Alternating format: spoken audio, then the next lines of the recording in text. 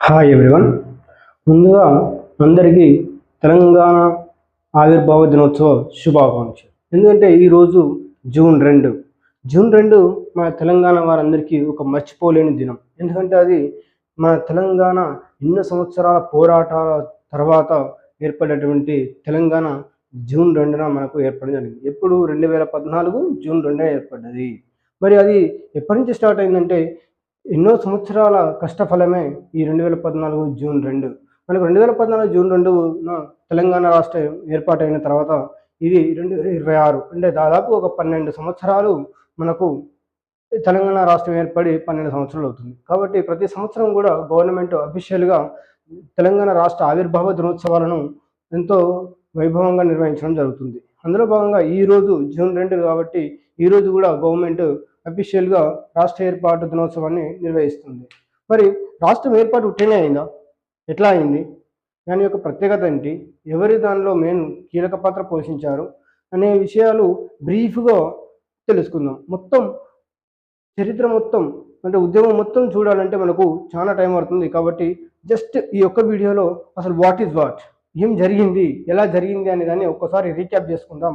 అందులో భాగంగా మనకు తెలంగాణ రాష్ట్ర ఆవిర్భావ ప్రక్రియ అసలు ఎలా జరిగిందని చూస్తే మొట్టమొదటిసారిగా 1948. అసలు ఈ సంవత్సరం ఏం జరిగిందంటే విలీనానంతర కాలం. మరి ఏంటి విలీనం అంటే అంతకుముందు తెలంగాణ నిజాంల కాలంలో నిజాం పరిపాలనలో ఉండేది. తర్వాత భారతదేశానికి స్వాతంత్రం వచ్చిన తర్వాత అన్ని సంస్థానాలు కూడా భారత యూనియన్లో కలుస్తున్నాయి. అందులో భాగంగా నిజాం సంస్థానం కూడా కలవాలని పెద్ద పోరాటమే జరిగింది. దానిలో భాగంగా హైదరాబాద్ సంస్థానం భారత యూనియన్లో విలీనమైంది. ఎప్పుడైంది అది? 1948 సెప్టెంబర్ 17న నిజాం సంస్థానం పూర్తిగా భారత యూనియన్లో విలీనం కావడం జరిగింది. కానీ భారతదేశానికి స్వాతంత్రం వచ్చినప్పుడు తెలంగాణకు స్వాతంత్రం రాలేదు. ఇది గుర్తుపెట్టుకోండి. ఎందుకంటే అప్పుడు నిజాం సంస్థానం ఆధీనంలో మన తెలంగాణ ప్రాంతం ఉండేది. తర్వాత 1956 ఇక్కడ రాసిన ఈ ఇయర్స్ చాలా ఇంపార్టెంట్ మనకు. 1956 ఏం జరిగింది? 1956లో ఆంధ్రప్రదేశ్ ఏర్పాటు. ఎప్పుడు ఏర్పాటైంది? 1956 నవంబర్ 1. మరి ఎలా ఏర్పాటైంది అంటే పెద్ద మనుషుల ఒప్పందం ప్రకారం ఇది ఏర్పాటు కావడం జరిగింది. మరి ఈ పెద్ద మనుషుల ఒప్పందంలో 14 కీలక అంశాలు ఉన్నాయి.